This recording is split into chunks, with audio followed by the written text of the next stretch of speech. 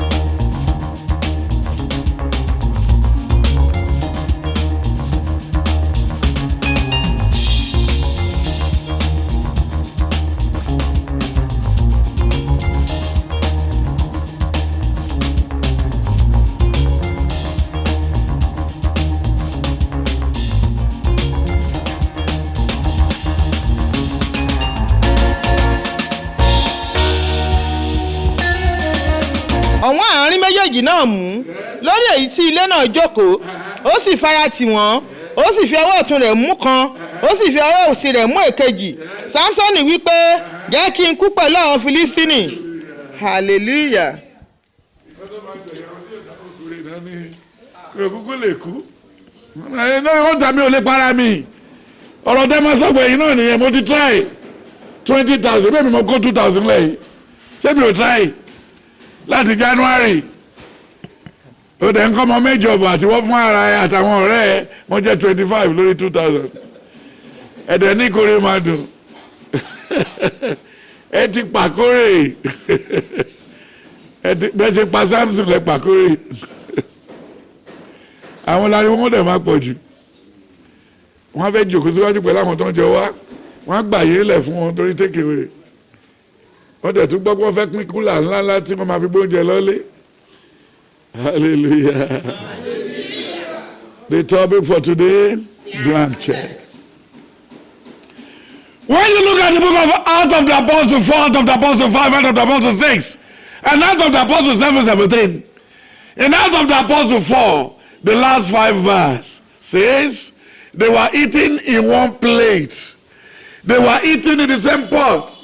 They were doing something together, yes? onígbàgbọ́ sì wà ní ọkàn kan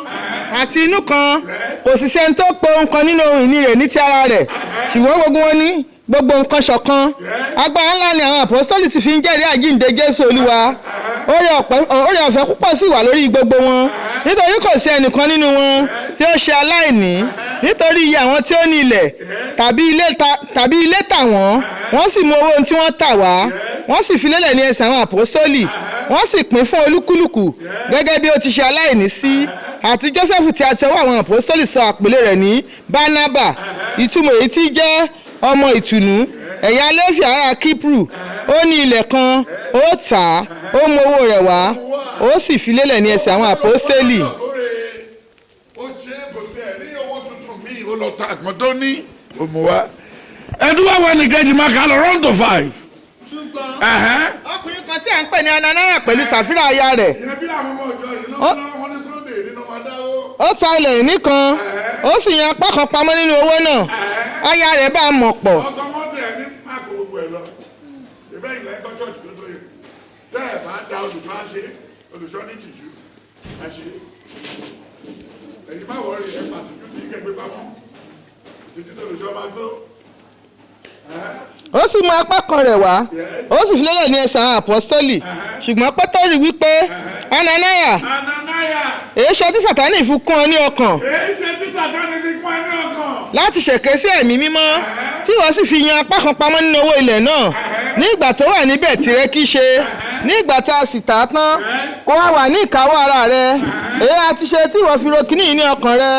ènìyàn kí ìwọ ṣèké sí bí kò ṣe sí Ọlọ́run ní ìgbà tí Ananiah sì gbọ́ ọ̀rọ̀ wọ̀nyí ó ṣubú lulẹ̀ ó sì kú. hallelujah. owó jáde lórí chẹ́ẹ̀kì yẹn kò ná ó káàṣì owó yẹn jáde ó fojú rí kò ná 2 Samuel 14:14 ó ní kí ẹran dípẹ́ àwa yóò ṣàkú àwa yóò dàbí omi tó ń dà sórí yẹ̀pẹ̀ tí a kò lè ṣàjọmọ́ ó ní kí ni iṣẹ́ rẹ fÓlúwa ò kí ni iṣẹ́ rẹ fÓlúwa wọ́n ní ò dáwó olóòdá wọ́n ní kò dáwó kóró olóòṣe wọ́n tún pè é pé kò mú kan wá kó wá fi ṣèkó olóró ní kò sáyè kí ni iṣẹ́ rẹ fÓlúwa ibi tó ti wá yìí ó tún padà lọ́bẹ̀ẹ́ àwọn kò sí bẹ́ẹ̀ yẹn lè lọ́ọ̀sì síbí à ń padà lọ láti inú kòtò kékeré sínú kòtò ńlá àti wá padà sínú kòtò kékeré ó ti parí ìkòtò ńlá láyé Amẹ́ríkà gbogbo káàkiri ṣùgbọ́n ti bí yìí sì ń kọ́ àmọ́ tí wọ́n padà sí kékeré inú ìyàwó kékeré inú ayé ńlá dáná ẹsẹ̀ mẹ́fà kékeré ṣé a lè jọ́ǹpù ẹ̀ ṣá ta ló lè jọ́ǹpù ikú ta ló lè ṣètò ikú dẹ́kílẹ̀ dàbí ṣe báyìí tẹ̀dẹ̀ ń wo aago aláàgó sáré ẹ̀ ń wo aago aláàgó ẹ̀ ń yarí ẹ̀ ń protest hallelujah hallelujah dẹ́ni ìyàwó ẹ̀ tó ń jọ ń gbélé ìyá ò tiẹ̀ lo tálẹ̀ntì tí ìyá ò tiẹ̀ lo jẹ́ẹ̀kì tiẹ̀ rárá orí ìtọ́kọ ẹ̀ ló ṣì wà kò rí tiẹ̀ lò kó tó kú nítorí owó ọbẹ̀ owó ẹ̀wà owó sukùl àwọn ọmọ wọ́n ti lé àwọn ọmọ yín wálé o nígbà tó ń jẹ gbèsè àwọn ọmọ ọ̀nà lé wálé nígbà tó ọmọdé bímọ ní Canada ọmọ mi bímọ hallelujah ẹ̀yin ọkùnrin Ọlọ́run mi á dúró tì yín ẹ̀ ní ràrùdànù odó tẹ ń gbé kiri ẹ̀ ní fi gún ẹ̀bà ẹ̀ẹ́dógún yọ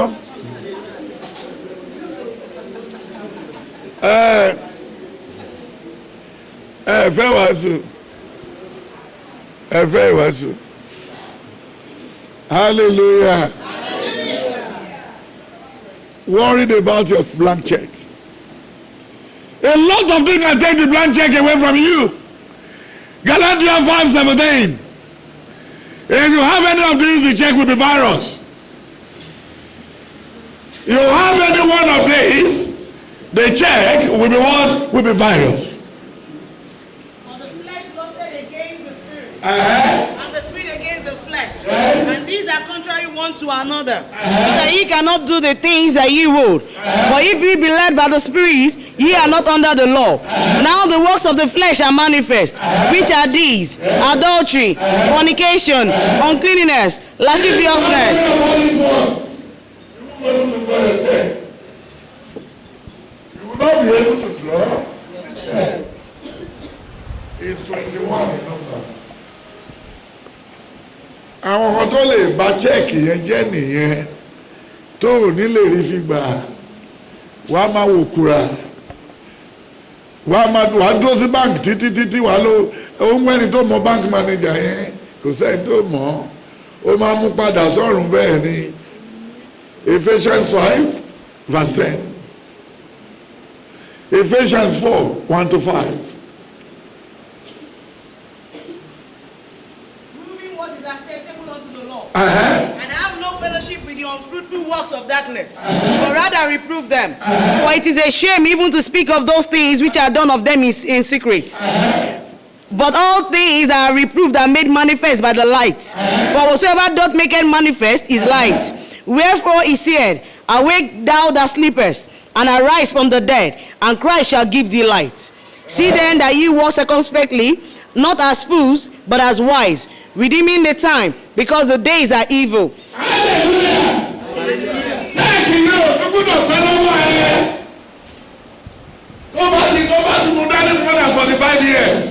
A fool at 40 is a fool forever. The check is bad. Check empty bad, yeah. Hallelujah. O tún lè lo check àná ẹ mọ bí tó kọ sí eléyìí tó jánu ẹ ló mú sọ́dọ̀ yìí eléwò tó ń tẹ̀lé ẹ kiri eléwò kura tẹ̀lé ẹ ẹ lè dá nìkan travel sí láìsọ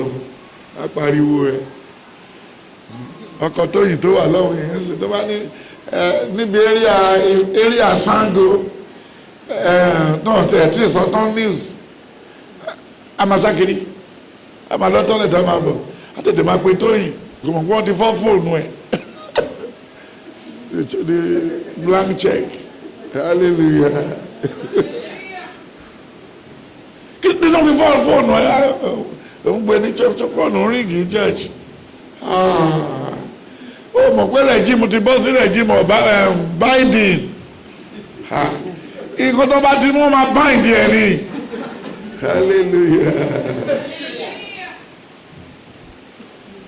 hallelujah alóbìnrin o tún fẹ́ sọ mí lẹ́nu bá jẹ́ iyọ̀ tó lànà yìí o tún lọ fọ́ fóònù is at the regime of binding. Joseph gbẹ́nàgbẹ́nà binding hallelujah ọ̀gbẹ́ Joseph kẹ́ ọ̀dẹ́ ni àkọ́bí ẹ̀yìn ó gbà bẹ́ẹ̀ ni ó fọ̀rọ̀ ẹ̀yìn gbà wọlé bẹ́ẹ̀ òun kọ́ ló lọ ọmọ pọ̀ tó wà ké ṣe yí àwọn obìnrin máa ń ṣe lẹ́ẹ̀kọ̀ọ̀kan wọ́n gbọ́ ọmọ tí bẹ́ẹ̀ ni àbí bẹ́ẹ̀ kọ́ Jésù padà fẹ́ jọ bẹ́ẹ̀ ni bẹ́ẹ̀ kọ́ but it's okay wọ́n ti sọ pé olùgbàlà ara yẹ jẹ́ ká máa bá lọ tàbá débi tá a lọ àmọ́ bí tá a máa ti yà hallelujah.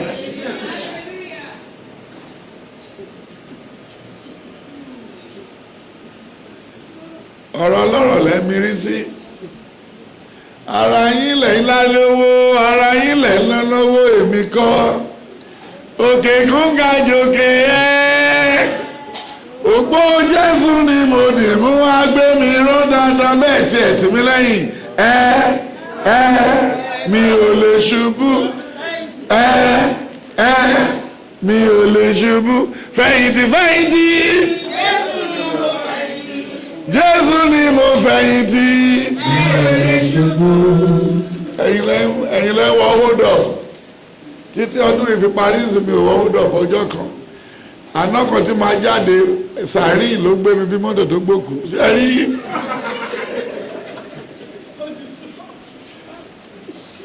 hallelujah John 10 from 20. Gbogbo àwọn tó rí wa lánàá ló yà fún wa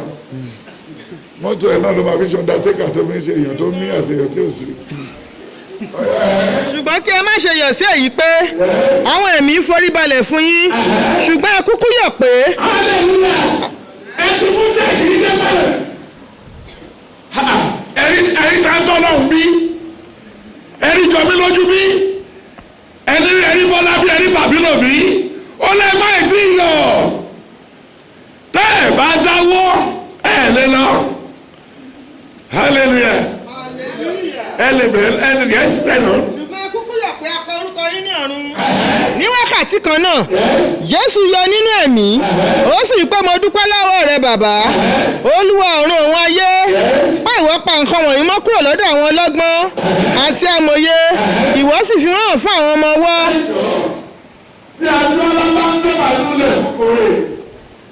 tó ń gbélé lọ́dọọdún tí a ní pé láìláì ẹnà ìzì ọdún ẹ̀ tó bá ń gbé màálù lẹ̀ bí ti ṣèyí àtìyàwó ẹ̀ wọ́n mọ̀ bí àwọn ṣèyí kan ṣẹ̀ títí láti January títí di ìkórè ọmọdé tó bá ti gbé màálù wá ọlọ́dẹ̀ dáríjì wọ́n tún lọ nǹkan ìjà àwọn ṣèyí ti bí o hallelujah kí ni Marcus fi dọ̀rẹ́ Ọlọ́run màálù ajá ń gbélé ṣáá ìgbà tí YouTube máa gbé tiẹ̀ lẹ̀ wrong place ló ti gbélé wọ́n fi sìnkú ìgbà tó lọ́lá máa gbé tiẹ̀ lẹ̀ wọ́n fi sí bàbá láogo hallelujah ìgbà tí ìyá Bọ́lá máa gbé tiẹ̀ lẹ̀ wọ́n fi sí bàbá Samson nígbà tí honorable náà máa gbé tiẹ̀ lẹ̀ ìgbà tó ń fẹ́ sí bàbá tó bí bàbá ẹ̀ ó káwọn èèyàn lọ ó gbé màálù ó ní má jẹ́ kí fọ̀pá tilẹ̀ níbùjí ẹran wọ́n fi ọ̀pá màálù wọn tilẹ̀ níbi òkú ó ní ẹni tá a rà á fún kò lè dúpẹ́ ẹni tó rà á kò rà á pẹ̀lú ayọ̀ bẹ́ẹ̀ kí ni wọ́n pè bẹ́ẹ̀ pósí pé lẹ́yìn tó ń pe pósí tán ni pọ̀ sí ọmọ èèyàn máa ń pe pọ̀ sí pọ̀ sí náà ti lọ sínú pósí gbogbo ẹ̀ náà ló sì bára mu pọ̀ sí àti pósí is still the same thing ojoojúmọ́ náà ni pósí pọ̀ sí àbí kò yẹ gbogbo àwọn tó bá fẹ́ ṣòwò pósí sí Ìkẹjà náà máa ń wà lèmọ̀dẹ̀ sọ fún yín ní Thursday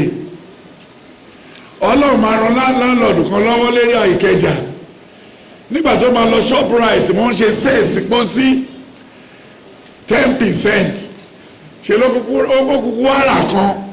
ó lè wá tọ́jú ẹ̀ sílé láńlọ́ọ̀dù ẹ̀ fún ara 50 years old àwọn tenant tó dẹ̀ wà lọ́dọ̀ ẹ̀ dẹ̀bà 15 wọ́n sanwó nígbà tó máa gbé pósí yẹn wá gbé síwájú ilé ó wá ní kẹ́nìkan jáde nìkan fẹ́ tọ́jú ẹ̀ sí yàrá ń bẹ̀ báwọn tenant yẹn ṣe rí pósí tó láńlọ́ọ̀dù gbé síta tó ń funfun láwù ó dàbẹ̀ ni pé ó dàgbà máa bí wọ́n ṣe ń sanwó fún láńlọ́ọ̀dù pé wọ́n ti ń lọ nìyẹn ó lòun dàbí ọgbọ́n ni kò sí sales òun kàn rà ojú olówó lòun fi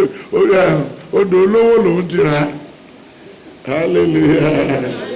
tabarẹ́ni tó jẹ́ lówó ò lè gbé pósí lọ síwájú ilé ẹ̀ kò jòkó lè gbé èdè lè ní jẹ́ wá rí pé àsán hallelujah àbí kò sáwọ́ pálọ̀ ẹ̀ lọ́kọ́ kó slippers ẹ̀ kò fẹ́ kó sínú pósí náà hallelujah bàbá wa Elédùmarè bàbá fẹ́ràn ọ̀nà kan ni mo fi hàn yín yẹn tí ẹ bá fẹ́ láìkí ẹ̀ tẹ́ bá dẹ̀ rí pé ẹnu owó ọkọ̀ yín wọ red ẹ lè lọ ra pósí kẹlẹ́rì 6 á ló ń fowó yẹn lẹ̀ fún ẹ because kò má bàa tó lo check tiẹ̀ the blank check hallelujah then look ẹ ọba kàdé 25. gbogbo ni a fi fún mi láti ọ̀dọ̀ bàbá mi wá. kò sì sí ẹni tí ó mọ ẹni tí ọmọ ń ṣe bí kò ṣe bàbá àti ẹni tí a bá ṣe bí kò ṣe ọmọ àti ẹnikẹ́ni tí ó bá sì wù ọmọ láti fi hàn fún.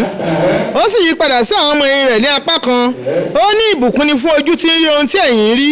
nítorí mo wí fún yín. ẹ̀yin tó tún mọ́ ọ̀nà ìgbọ̀nsùmọ́sù ẹ̀yin tó mọ́ ọ̀nà ìgbọ̀nsùmọ́ ó ní ìbùkún ni fún yín.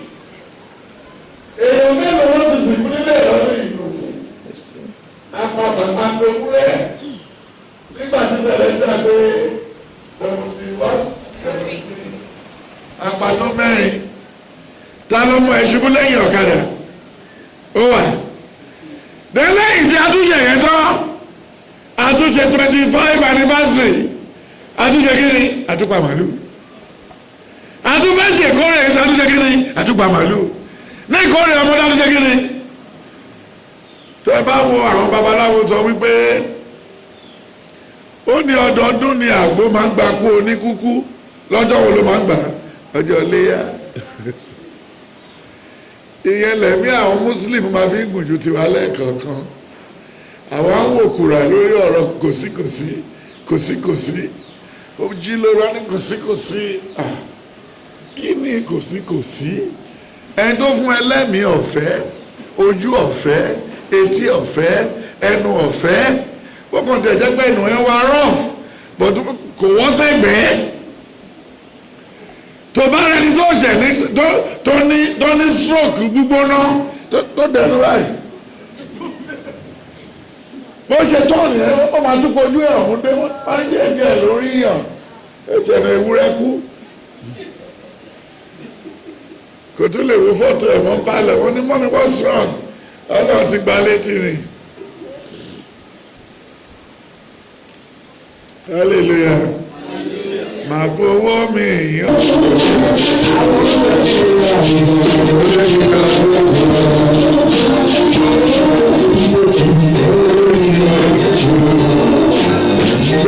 Gbéga ẹ bá mi gbólúwa ga.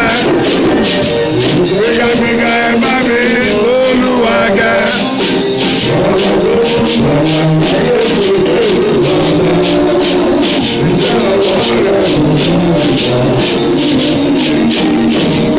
Gbéga ẹ bá mi gbólúwa ga.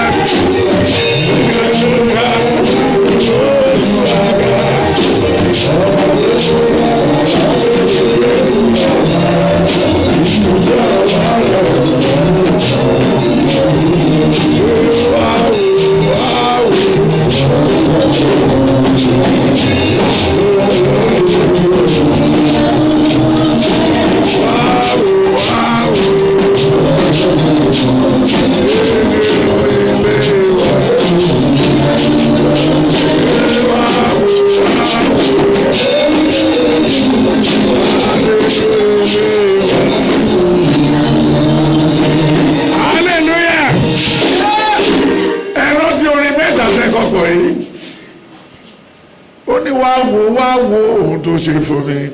láti January títí di báyìí ìyanu ló jẹ́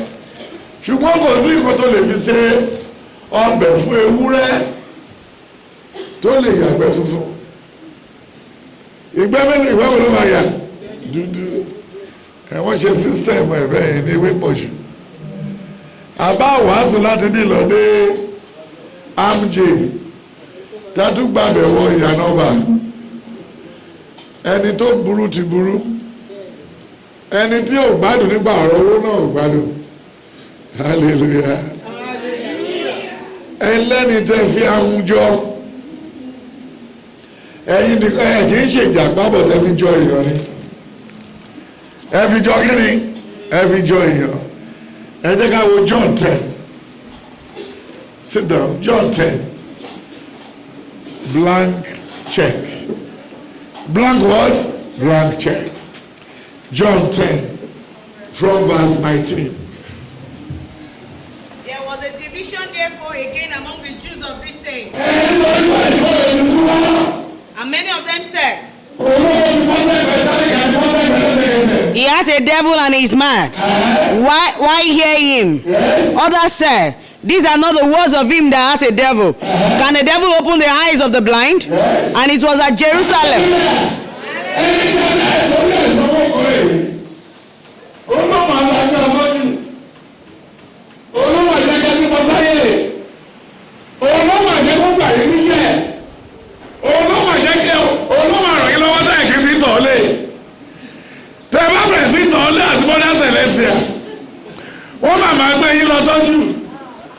Hallelujah. Kẹ́tí ẹ̀tọ́ ọ̀sẹ̀ méjì wọ́n wá àwọn òbí tó bí hallelujah tẹ bá ṣe ọlọ́run ó lè ṣí abẹ́ yìí odógúnyán àtòdóògúnyán gbogbo ẹlẹ́bẹ̀ẹ́ sí tọ́lé ṣé kò sódò lódógúnyán hallelujah ok ẹ jẹ́ ká wo Mother Celestia kan ká fi sádùrà kó tọ́lé ní oṣù kan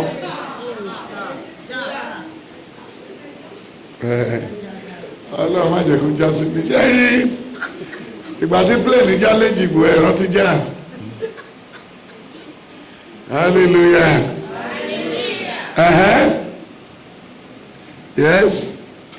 And it was at Jerusalem. Yes. The feast of the dedication. And it was winter. And Jesus walked in the temple in Solomon's porch. Then came the Jews round about him and said unto him, How long dost thou make us to doubt? If thou be the Christ, tell us plainly. Jesus answered them, I told you, and ye believe not. The works that I do in my Father's name, they bear witness of me. But ye believe not, because ye are not of my sheep, as I said unto you. You are unable to use your chest because you don't believe what in Him. Because you fail to believe in Christ, you marry by yourself, you born by yourself, you rent a house by yourself, then you are living in Abakuta by yourself, you are looking for American visa by yourself, you are doing your life the way you like it. You are not the friend of God again. Hallelujah. Ẹjọ́ nínú wa ta ni onírun lórí ẹ̀jẹ̀ ńkọ́ ta nínú wa ni ò lẹ́nu ẹnu ta ni ò lẹ́sẹ̀ láàrin wa apá ńkọ́ lẹ́yìn kí ló wá yà wá nípa ìsìn owó ẹ̀rí chẹ́ẹ̀kì yìí lò ẹ ṣe bàlà ẹ ṣe jàtì ẹ ṣe hàwù ẹmí gúrú ìkórè yìí tó wá sórí ìkórè ò lọ́rọ̀ gbọ́ ṣé báwa ládájọ́ nínú ìkórè ìsàrọ̀ ọkùnrin tó wọlé tí ò wọlé tó dúró sójú múndò tó dúró káàkiri ẹ kó lè tètè tẹsẹ̀ mọ́ ìta bá parí ẹ̀sìn kọ́ má bá yẹ̀yẹ́ ẹ̀ àdètúrẹ́ lòmí ìsìn nínú yẹ́lò bí ìsìn tó fẹ́ lọ sí mítìn ìní ni mítìn ìlú wọn ọjọ́ tó má tó fẹ́ dáwọ́ ní mítìn ìlú wọn lọ́wọ́ náà àti faramọ́ bí ka Bíbélì. My sheep hear my voice, and I know them, and they follow me, and I give unto them eternal life, and they shall never perish.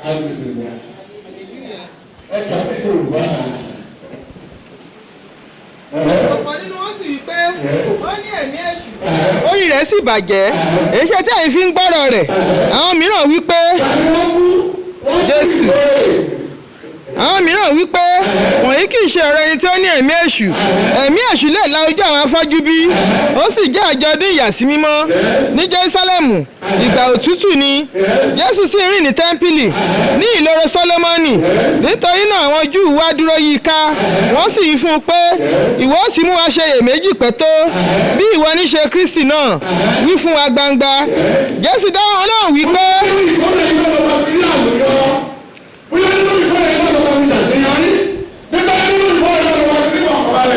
bóyá lẹ́yìn ìkórè yìí ní físà ìmọ̀ bọ́ sí ẹnìkan bọ̀ ń sọ ma tó dé kò ní kí sọ fún yín màá sọ fún yín Fẹ́mi kò ní ìdìkò wọ glasses dúdú àmọ́gbó ń sùn ẹ̀yọ glasses ojú ẹ̀ ń kúrò ayé ti lu jára ayé yìí ti wọ́ sẹ́gbẹ̀ kan Sátánì kì í ibú tuntun ẹlẹ́ṣẹ̀ yàrá wọ́kọ̀ kẹ́yìn kò má bàjẹ́ ó ti gbé ìgàn oru yẹn ó gbé block ó gbé pásù kan ó gbé béèlì ẹ̀ ó ń lọ hallelujah nígbà tó kọjú ẹ̀ ní sẹ̀lẹ̀ tí ó ti di engineer kò ní windscreen but this is the windscreen black one wọ́n lè fi lè wá Mercedes kan bá kọlu yọ orun nìkan náà lè fi wà ṣe rí hallelujah hallelujah èmi ti wí fún yín ẹ̀yin kò sì gbàgbọ́ iṣẹ́ tí èmi ń ṣe ní orúkọ bàbá mi àwọn ní ń jẹ́rìí mi ṣùgbọ́n ẹ̀yin kò gbàgbọ́ nítorí ẹ̀yin kò sí nínú àwọn àgùntàn mi gẹ́gẹ́ bí mo ti wí fún yín àwọn àgùntàn mi ń gbọ́ ohùn mi hallelujah. ẹ̀bẹ̀ iṣu ló máa ń jẹ kí lè wúrẹ́ máa ń jẹ ẹ̀bẹ̀ ìbú ẹ̀ ọ̀dọ́ orí pé tẹ́kẹ̀wé bọ̀tẹ̀ ìpò ni áńgẹ́lì ti sọ ní kí ni ìpò ẹ̀bẹ̀ o tún lè gbé lọ lẹ́kọ̀ọ́ lọ́ máa fi ṣàmàlà hallelujah. èmi sì mọ̀ wọ́n wọ́n sì máa tọ̀ mí lẹ́yìn èmi sì fún wọn ní ìyà ìnípẹ̀kun wọn kì ó sì ṣègbé láéláé kì ó sì sí ẹni tí ó lè já wọn kúrò ní ọwọ́ mi hallelujah. Verse 10 to 18.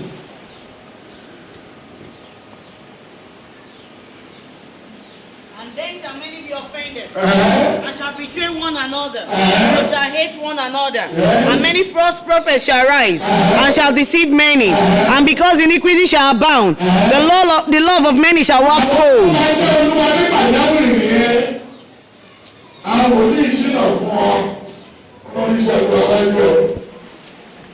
Hallelujah. Oríṣẹ́ èṣù wọn kì í máa ríṣẹ́ èṣù fún yàn àwọn olílọ́ máa tráì ọlọ́run àwọn kìí ṣe kèrè mí o iṣẹ́ tó rí fún sọ́dẹ̀rù iṣẹ́ olúwa ni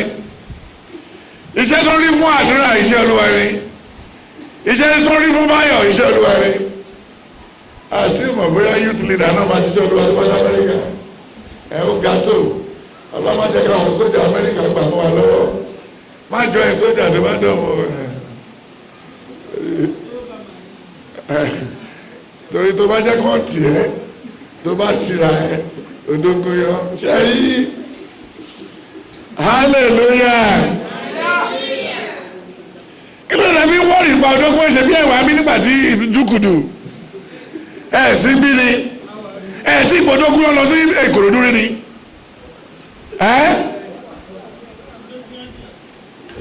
o lè fa súnmọ́ bí jẹ́ oríkọ̀ tẹ́mi ń sọ ààlè tàbá ti parí kàtídrà yìí mo máa fi ìwé ìkọ̀sílẹ̀ máa fún yín mo fẹ́ tẹ̀síwájú bẹ́ẹ̀ sáàkì máa sáàkàrà mi hallelujah àbí kí n pè láàrin òrùka wà ní ìṣọ́ òrùkí ní olè ká sákàkiri kí fúnra mi sá lọ kẹrù pé bí àwọn olè yẹn ló mú mi mo ti bọ̀ ń lọ tèmi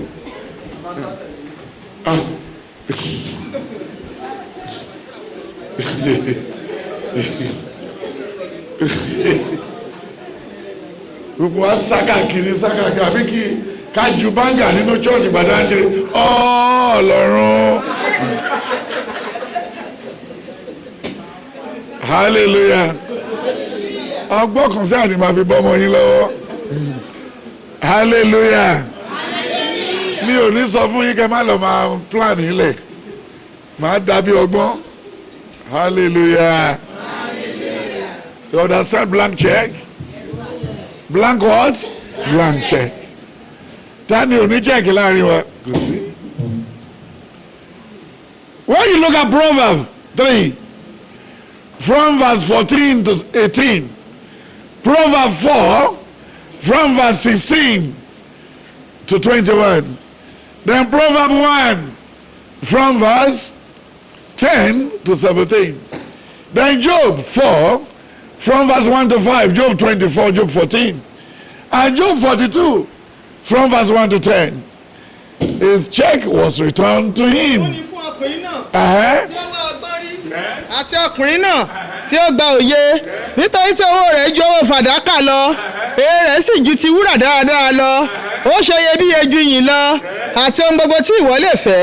kò sí èyí tá a lè fi wé ọjọ́ gígùn bẹ ní ọwọ́ ọ̀tún rẹ.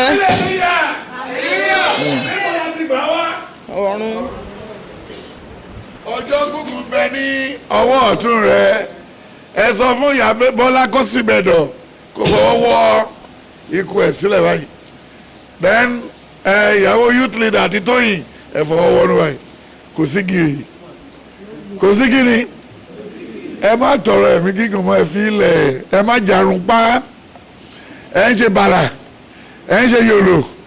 ẹ ń ṣe hàwù nílẹ̀ àánú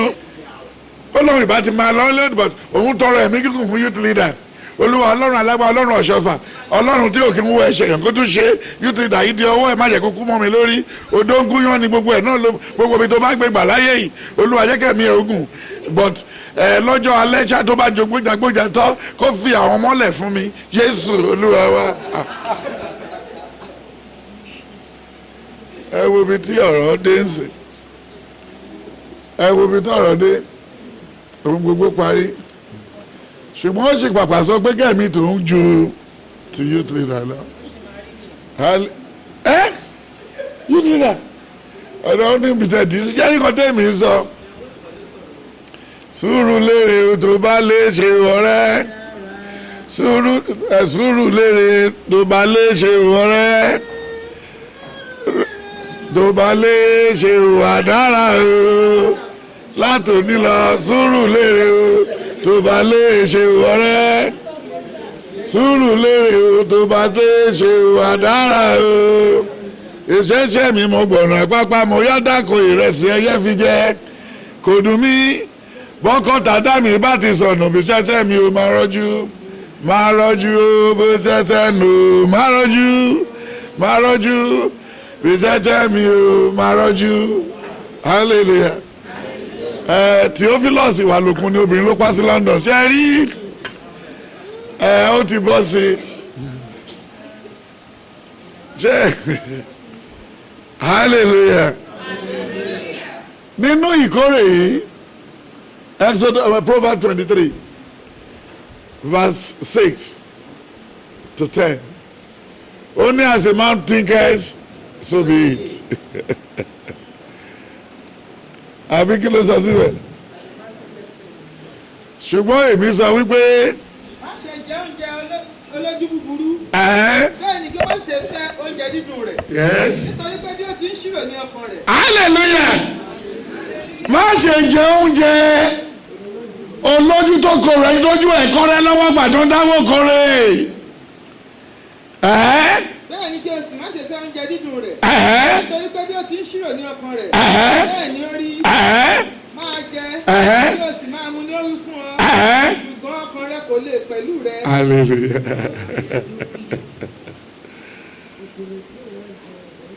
hallelujah.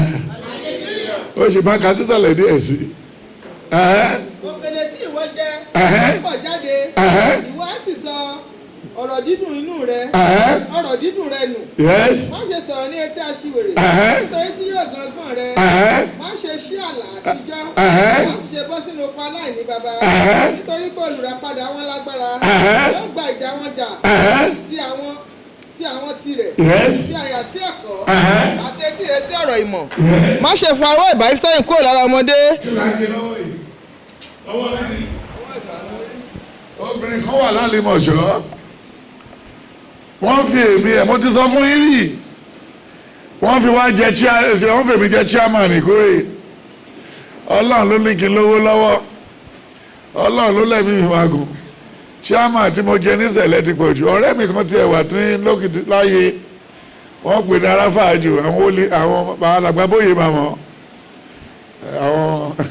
àwọn executive ayé ni wọ́n yẹn alàgbàbóyè alàgbà kọ́lọ́ ìjẹ́ kárí tàn rí pa ṣé ẹ rí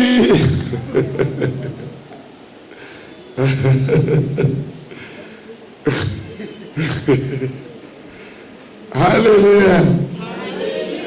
mo wá sọ fún bàbá ayé mo ní ẹni tó ra ẹ̀rọ ata wọ́n fi aláfàájò jẹ́ chairman ẹni tó ṣẹ̀fẹ́ yàwó aláfàájò jẹ́ chairman ẹni tó ra yẹ̀pẹ̀ afárafájò jẹ́ chairman tí ààrẹ ni bọ́kùnrin yìí sọ̀rọ̀ bàbá mi máa dáhùn ní kí má dáhùn lásìkò ẹ̀ lóde ẹ jẹ́ wọ́n nínú àpọ̀n tí ó yọ o ẹ lọ gbómi lákaná hallelujah. Then Orlando náà tún sọ orin Daddy Masa lójó Daddy Masa fẹ́ jó onílù mi paluda wọ́n mọ̀ jẹ́rì fẹ́ jó onílù mi paluda wá wà lólòdé Daddy Masa fẹ́ jó tani Daddy Masa àpà tó fẹ́ náwó níwájú eléré tí ò mọ̀ pàmò bá wà bẹ́ẹ̀ ẹ̀dẹ̀ bó ṣe nà ọdún wọn ní kò máa nìṣó ní mọ́tò wọ́n sì délé paṣu mátúrèpù ìyàwó ẹ̀ ṣé wọ́n invite ẹ̀ sí patí ó dúró bí ìdòrò ó náwó fún Obesere kò mọ̀ pé ó ní nǹkan tágbà jẹ tálẹ̀ ní kó tó ń fi náwó fún Obesere náà níbo ló ń ti mo ṣe bí ìta náà ní ará àta náà ni ará alé náwó fún ará àta bọ́n ṣe ń kì í ló ń ṣe là o bọ́n ṣe kúrò lójú agbo náà tẹ̀lé délé gbogbo tẹlifíṣàn àtẹ́rẹ́tì náà kó lọ gbogbo mọ́tò ẹ̀ náà gbé ṣé wọ́n ránṣẹ́ ìkórè ti dé ṣe ló yẹ kí inú wa dùn tó bá jẹ́ pé alóko tó bá jẹ́ pé àríṣe tó bá jẹ́ pé àtètè jí ṣùgbọ́n àti jí àwọn òkúra àwọn àwọn orí kọ̀mpútà à ń ṣe odógúnyán káàkiri Èkó wọ́n wo àwọn tọkọ wọn kú tó gbé kébèrú ó wọlé ìkébé wà ń ta wọ́n ti hàwù ẹlòmíì ó fi brass ó yọ mú kan lẹ gbé kan ta ó fi òròǹbó tì kan sókè ó wá láàánú lọ sí Ìkẹjà ìkórè ti dé ó fẹ́ lọ mọ́wọ́ ó wá láàánú lọ àwọn ò kì í ṣàánú fún yàn àwọn náà máa ń ṣàánú fún wọ́n ti wọṣẹ́ àánú wọ́n wà ní lọ Ọlọ́run má jẹ́ kí SARS mú yín hallelujah wọ́n wà ní lọ wọ́n lọ bí wọ́n ti rìn síwájú díẹ̀ wọ́n ti wá pàdé Ádámù tó tún lè jù wọ́n ẹ̀dá ọmọ aráyé tó ní àrò ẹ̀yin méjèèjì ẹrù ayé nìyí ẹ̀rín nìyà kẹ́tẹ́kẹ́tẹ́ lọ́lọ́ olùfẹ́ mẹ́nu ayé kúrò wọn lọ́dẹ̀ dọ̀dọ́rù ẹni tó ń tọrọ owó káàkiri lọ́wọ́ èèyàn náà pè ní dẹ̀jọ́ bó ṣe ń tọrọ káàkiri ó rò pé kó lè jọ sí lọ́wọ́ ẹ ti pàdé dẹ̀jọ́ rí ṣé ẹ mọ̀ dẹ̀jọ́ hallelujah ṣé ìkórè yìí bá wa lójijì ẹ̀yin tó bá mọ̀ pé ìkórè yìí bá wa lójijì kó nawọ́ sókè ká gbàdúrà fún ká súre fún gẹ́gẹ́ bí inú ẹ̀ ṣe rí kó bá wa lójijì ara ti fún wa nígbà tẹ́ ẹ̀ ti ṣe bá dé yín ẹ lè dájú kò sẹ́ni tí ò ní bá dé tiẹ̀ ẹ bá dé tiẹ̀ ó bá lówó ròṣòkì níbi tó ti ń ná lọ́wọ́ SARS ẹ ṣe wá ní kó gbé màlúù wá fún kórè ẹ ti ṣí ta ló ṣe bá dé ẹ lọ́dún yìí kó náwó sókè ìdájì wa bá dé wa January 29 February 29 February 31 ni ta ló bí ní February 31 kó náwó sókè February 31 wọ́n lò tán.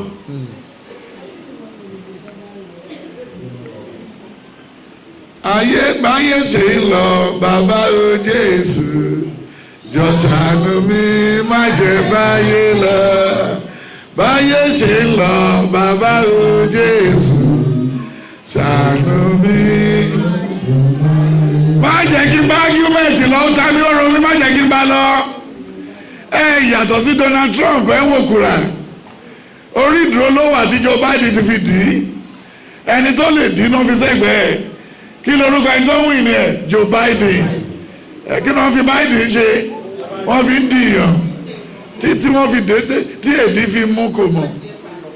ó ń dijú mórí ó jẹ àwòrán kiri hallelujah àwọn eléré Ìgbò wọ́n fẹ́ lọ sí Amẹ́ríkà wọ́n fẹ́ lọ gbèjà Donald Trump wọ́n náà máa lọ pẹ̀lú night bus wọ́n máa take off láti Onitsha Donald Trump àti kúkọ́ dọ́dọ̀ wọ́n náà fẹ́ gba night bus hallelujah bọ̀dún bá ti dé o ṣe ni màmú òkúrè mi wá bọ̀dún bá ti dé o ṣe ni màmú òkúrè mi wá orísun ìyè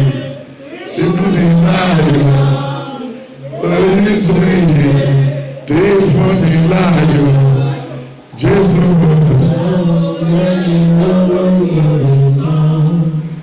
ẹni tó bá mọ́wọ́ òkúrè ẹ̀ wá kó fìtìjú náwó sókè dúró ti fẹ́ late ẹran tí wọ́n kẹ́ tó mú wá ẹran tí wọ́n jẹ́ mọ́ sọ fún ilé ẹ̀kan landlord tó rí ibi tó ti ṣe sèèsì pósí tó rà á lẹ̀ ní age of 50 ṣé kò try ó mú wàhálà kúrò lọ́rùn àwọn ọmọ ẹ̀ ní hallelujah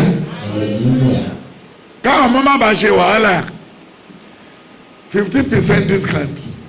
orí tẹlifíṣàn kò rà ó fẹ́ nǹkan tó máa fi dẹ́rù bà wọ́n kọ́ lè máa fún lówó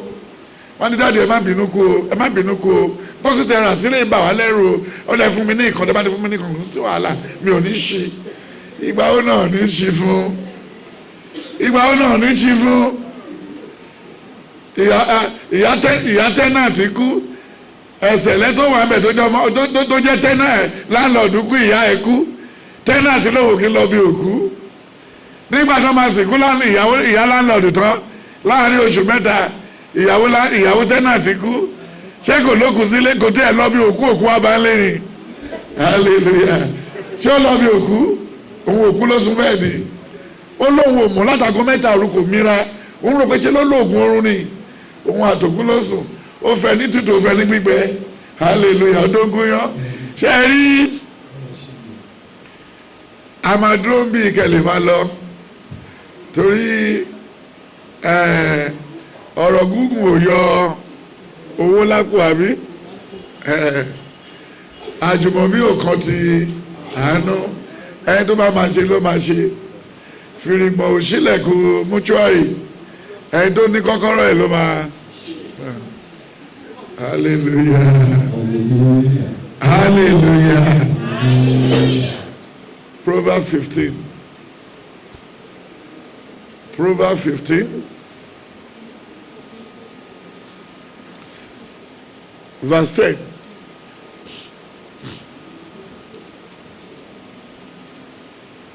Kìlọ̀ kíkan. Wá fún ẹni tí ó kọ ọ̀nà sílẹ̀ ẹni tó bá sì kórìíra àbáwí yóò kú ipò òkú àti ìparun ṣí sílẹ̀ níwájú Olúwa. hallelujah ipò òkú àti ìparun ibi tá a lè parun sí pẹ̀lú ahun méjèèjì síwájú ó ṣí sílẹ̀ níwájú dání ẹni tó dá wa aláhùn tó ń joyè ìlú aláhùn òdẹ kí ní jẹ mother celestia aláhùn òkì jẹ chairman anywhere abàbẹ̀jẹ́ alóhùn fẹ́ mọ bó ṣe náwó yẹn ló ná dá 5,500 olótorí ẹ̀ dúró látàárọ̀ ló fẹ́ mọ bó ṣe ná ṣé ó ju nǹkan tó ń fura ẹ̀ gbé lẹ̀ hallelujah bọ́lọ́pàá bá ti mú àwọn ọmọ ọjọ́ kan láyé ọjọ́ yẹn nígbà tó ṣe kọ́ṣẹ́ mọ́tò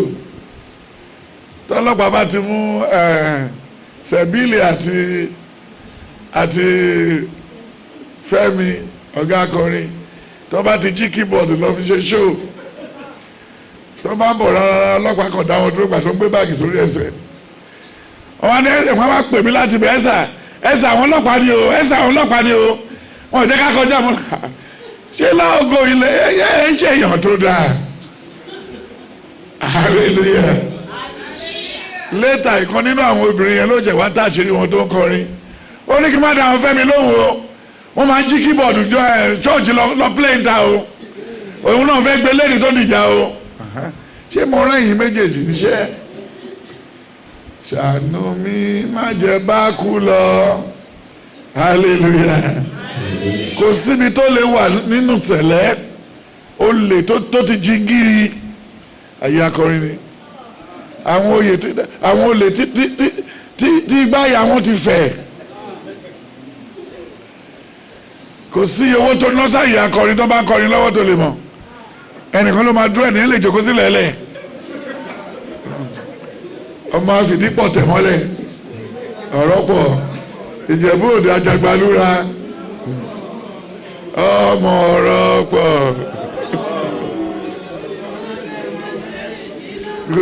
ọ̀rọ̀ pọ̀ hallelujah ọ̀rọ̀ pọ̀ Ajagbalúra ọ̀rọ̀ pọ̀ Ìjẹ̀bú náà ló tún sọ pé ṣé ó fọ mọ́nú ẹ̀ṣọ́ lọ́kì ẹnu ẹlẹ́wà yìí ẹnu ẹlẹ́wà yẹn ẹnu ẹlẹ́wà yẹn etí ajá tó bá yá wọ́n wá rán tó bá di wọ́n wá. hallelujah hallelujah ẹ má tí ì jẹ́ kí etí yín ya kẹ́ lè fi wọ kàtínà ẹni Sunday tún ti lọ́bẹ̀ mo ti ń gbàdúrà fáìnà bí ilé nì ni mo fi kọrin méje mo ti ń lọ à ń lọ síbi tí à ń lọ síbi tó ga mo ń lọ síbi tó ga à ń lọ síbi tó ga à ń lọ síbi tó ga ètò ẹ̀jẹ̀ kò lè ní wà lọ́wọ́ à ń lọ síbi tó ga ètò ẹ̀jẹ̀ kò lè ní mi lọ́wọ́ mo ń lọ síbi tó ga à ń lọ síbi tó ga à ń lọ síbi tó ga à ń lọ síbi tó ga à ń lọ síbi tó ga ètò ẹ̀jẹ̀ kò lè ní mi lọ́wọ́ mo ń lọ síbi tó ga ètò ẹ̀jẹ̀ kò lè ní mi lọ́wọ́ mo ti lọ síbi tó ga. Hallelujah. Ta ló máa fẹ́ ṣẹ̀sìn bí ní Sunday kó ká má bàa yọ lẹ́nu káwa wà lọ́hùn ká máa bá nǹkan tuntun lọ. Irọ́ ni ẹlẹ́ẹ̀kì kan tó dáa fúnra yín àbọ̀sọ́ sí lẹ́nu. Hallelujah. Ẹ gbàdánwó fúnra yín. Nítorí àgbẹ̀ àbá àtúgbà padà, àlebùbá àtúgbà padà.